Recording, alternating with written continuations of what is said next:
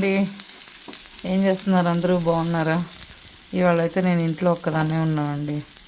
కాబట్టి ఇవాళ నేను సింగిల్ నాకు నచ్చినట్టుగా ఒక ఆమ్లెట్ వేసుకుంటున్నాను. అది మెంతాకుతో అనమాట.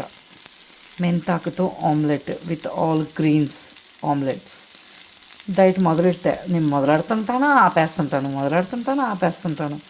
కాబట్టి ఈసారి గట్టిగా స్ట్రిక్ట్ డైట్ చేద్దామని ఫిక్స్ అయిపోయాను. ఒక 10 kgs తగ్గాలి ఖచ్చితంగా. కాబట్టి ఈ డైట్ అయితే స్టార్ట్ చేశాను. ఆల్ గ్రీన్స్ ఆమ్లెట్ అనమాట. చూడండి ఎలా చేస్తాను. హైదరాబాద్లో అయితే మాకు చిన్ని కట్ట దొరికిద్ది అనమాట. ఇది నేను ఫ్రిడ్జ్లో పెట్టడానికి కొంచెం పండిపోయింది.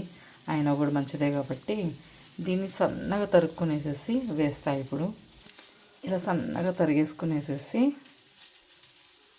నేను ఆనియన్స్, పచ్చిమిర్చి, కరివేపాకు, కొంచెం అల్లం తలగడ పేస్ట్ వేసుకున్నానండి.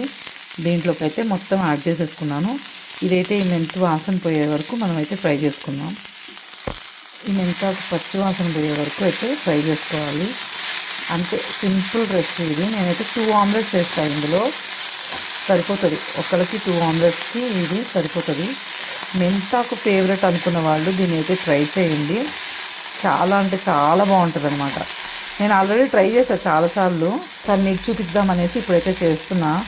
నేను తిందామని, మీకు చూపిద్దామని. ఎప్పుడైనా సరే డైట్లో కానీ దేంట్లో అయినా సరే మనం గ్రీన్స్ యాడ్ చేసుకుంటే చాలా మంచిది కదా.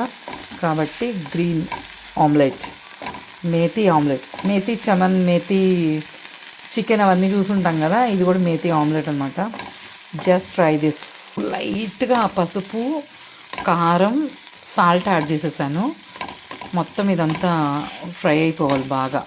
మిర్చి కూడా మనం నమిలి తినేసేలాగా ఉండేలాగా మనం ఫ్రై చేసుకున్నామంటే అప్పుడు చాలా బాగుంటుంది. దీన్ని అయితే హాఫ్ బాయిల్డ్ అయితే ట్రై చేయండి.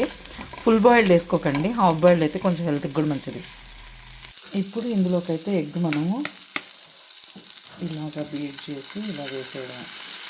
ఎగ్ కూడా 2 eggs బీట్ చేసి వేసేసుకున్నాం.